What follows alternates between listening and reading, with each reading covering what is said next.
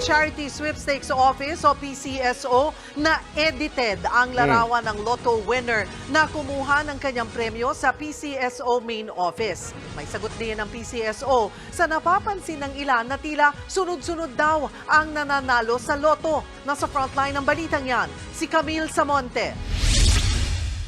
Ito ang picture ng Lotto winner na pinagpipiestahan ngayon sa internet. Ang maswerteng betor, kulay orange ang buhok. Ang kanya namang suot na damit, palda, sombrero, face mask at sunglasses. Mukhang ipinatong lang. Mismo ang PCSO ang nagpost niyan sa kanilang Facebook page. Ayon sa PCSO, mahigit 43 million pesos ang napanaluna ng 47 anyos na housewife mula sa San Jose del Monte, Bulacan sa 642 Lotto noong December 28. Nakunan ang litrato na yan nang kubrahin niya ang kanyang premyo sa PCSO main office sa Mandaluyong.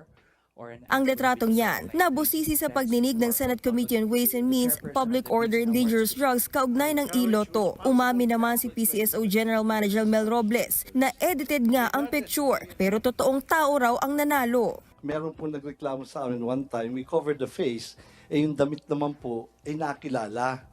So, nagreklamo siya, sana naman daw po, wag ipakita naman po yung damit. So, yan.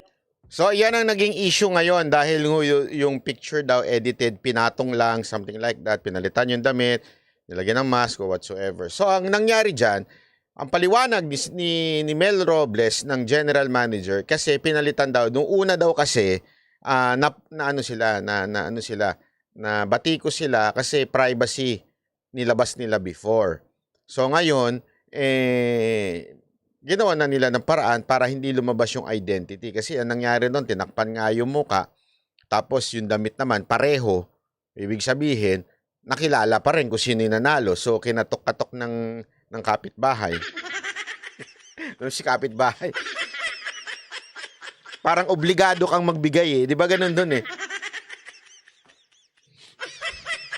Hindi, alam mo, totoo lang ha. Segue muna tayo ng konti. Ganyan ang mga kapitbahay, no? Tsaka mga kamag-anak. Pag nakita ka nagbabakasyon, doon sila biglang magme-message sa'yo, oh, kamusta ka na? O, alam mo ba, yung pinsan mo dito, tapos na sa pag-aaral. Kaya lang, alam mo, nagkasakit bigla. Para bang feeling nila, you're obligated to help them because you're blessed. Walang biro. Alam mo kaya nga bakit ko nasabi? Kasi every time nagbabakasyon kami ng Mocha Girls, buti na lang ako walang kamag-anak eh. I mean, meron akong kamag-anak pero walang akong kamag-anak na malakas na loob na mangutang sa akin o manghingi. Dahil alam nila yung sasagot ko. Yari sila.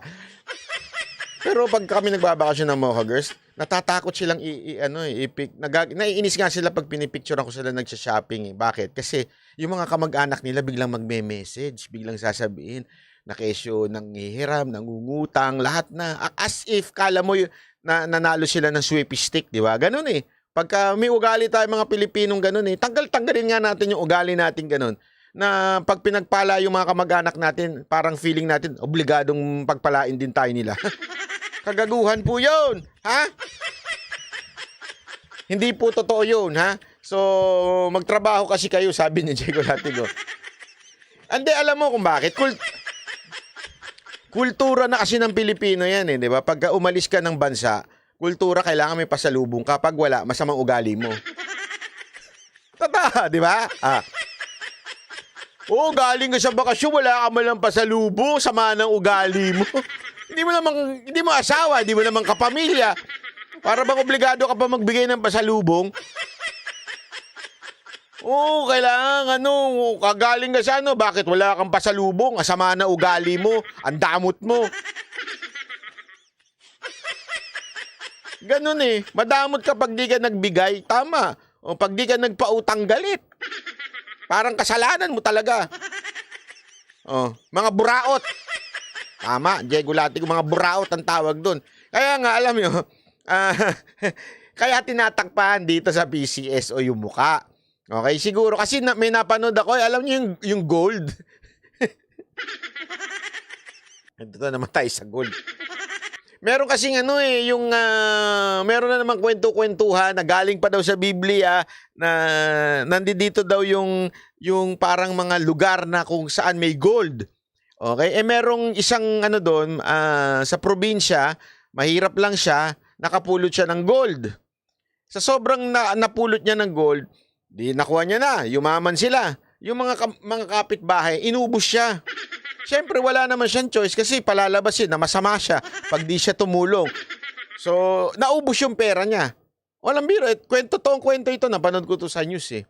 Kaya ako na ano yan. Kasi nga, ganun daw ang dahilan kung bakit ibinlur. Ang akin lang dito, sana sinulat na. Yung offer na yan. Naku po, ayoko yan. Ang Talano Gold na rin yan. Banat Bay, wala akong sinabing Talano Gold. You should watch.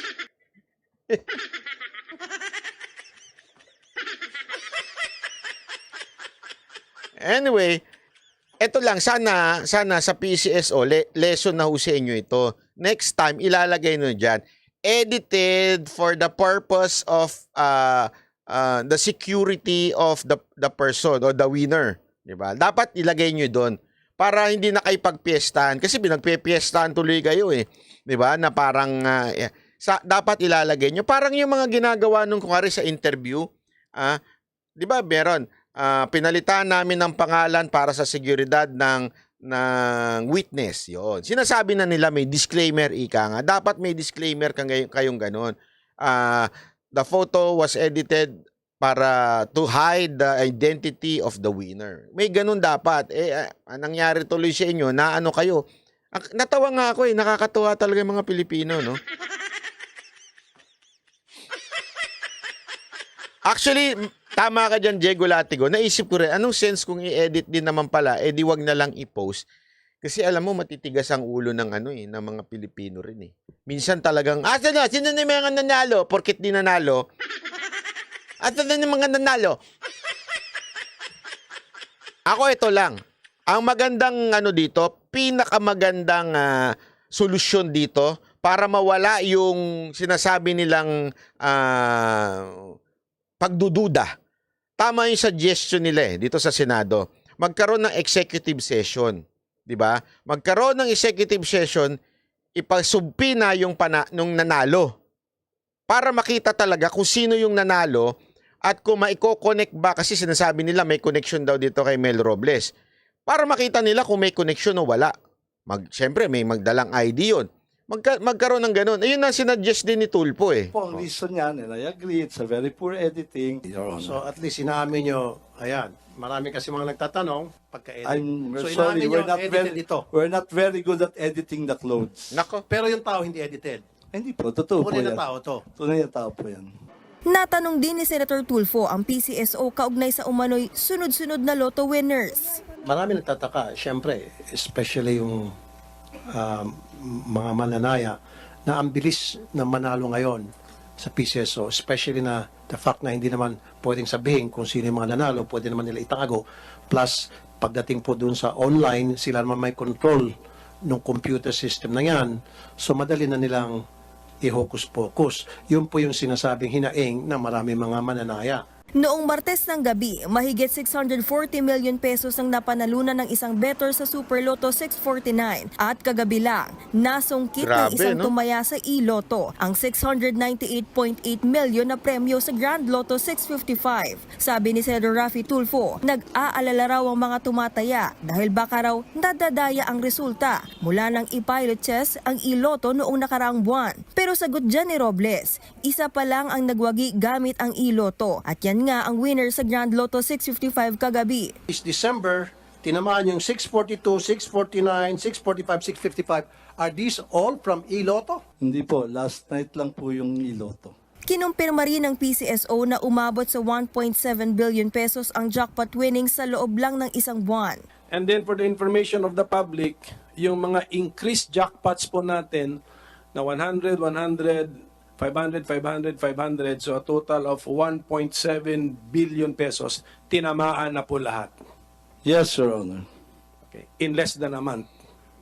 Within a month, Your Honor. Yes, within a month. Sa kabila nito, nanindigan din si Robles na game of chance o swertehan lang talaga ang nananalo sa loto. Magsasagawa naman ng executive session ng mga senador para malaman ang pagkakakilanlan ng mga nanalo at matiyak na hindi sila konektado sa mga Naku, maganda ito. Tinatakpan ng issue ni Tamba sa Lotto Planted Game ang gawain with CPP and PA. Siguradong tuwang-tuwa sila, Sir Bana, at motivated si Tamba sa NP. Alam mo, may punto ka dyan. At totoo lang, may punto ka dyan. Kasi itong loto na ito, siyempre, there are a lot of accusation na kesyo dahil daw ganito, ganyan-ganyan. Ang hirap mong patunayan niya na walang ebidensya eh. Sa totoo lang ang hirap mong patunayan niya na walang ebidensya. Unless mag-extra effort na lang ang Senate to do an executive session with those winners. And honestly, kung iisipin mo, baka nga hindi pa legally allowed eh. Kasi may karapatan ng isang tao sa kanyang privacy. Hindi siya pwedeng ipatawag basta-basta to say, "Naku, nanalo ko." Hindi pwede eh. Alam ko sana may mga abogadong mag-ano dito. Pero parang may legalities eh. May legalities unless it's a national security. Pero would the court consider it at national security yung mga nanalo sa loto? I don't think so. So, I don't think kung kakayanin ng Senate na magpatawag, magsubpina. Baka may mga abogado ng winners na tumutol dyan, di ba? Pero tama rin naman yung sinabi may sinabi si Tulfo dito na, ewan ko sa ibang news ata yun. Pwede niya ipa-private investigator kung sino yun at pag nalaman niya na totoo, parang papalakpakan niya. Kung nalaman naman niya atang hindi totoo, lagot yung PCSO, something like that. I'm not sure for the details.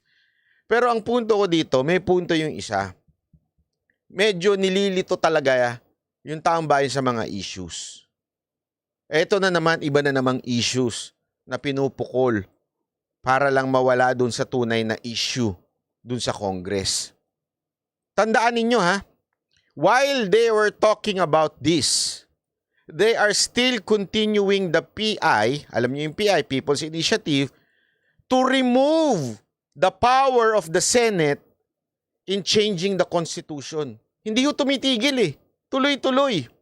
So, ibig sabihin, are they trying to distract the Senate or the people from the real issue na hindi ko naman sinasabing hindi importante ito. Importante rin ito. Pero mas importante ang baguhin ng konstitusyon na kung saan ang magdidesisyon ay isang tao. Napaka masalimuot nun. Imagine if that power, isang tao lang magdidesisyon ng kagustuhan niya.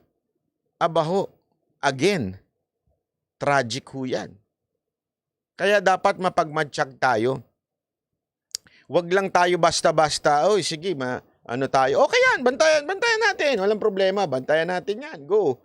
Pero wag tayong talon lang ng talon. Alam mo yung parang, ito na issue ng buhay ko. Boom vlog ko, 3 oras ito.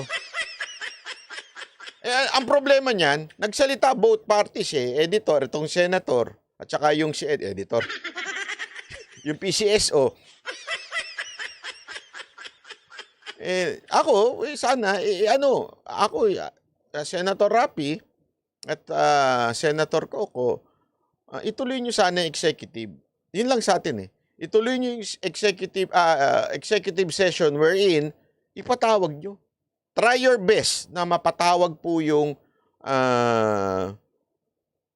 winner. Pero kasi may mga natanong ako, mukhang mahirap ipatawag yung winner. May karapatan siyang itago yung yung identity niya Walang batas na nagsasabing kailangan ko i-reveal yung identity ko pag nanalo ko. Walang batas na ganun So sana tuloy-tuloy natin itong bantayan pa rin at sana sa Senado wag din kayo ma-out of focus mga senators Baka mamaya naku po. Hindi kasi nagtataka talaga ako Ibantakin mo, sabi na ni Marcos, hindi yan, hindi priority yan. Tapos sabi niya ni Marcos, itigil na yan, ano yan, divide the nation. May paganyan-ganyan pa. Tapos, eto si Tamba, ay si Tamba Luslos, tuloy-tuloy. Kapal na mukha, no? Bakit ganun? Dikdikin pa ho natin tong kay, yun ang importante dito, yun ang more than anything else.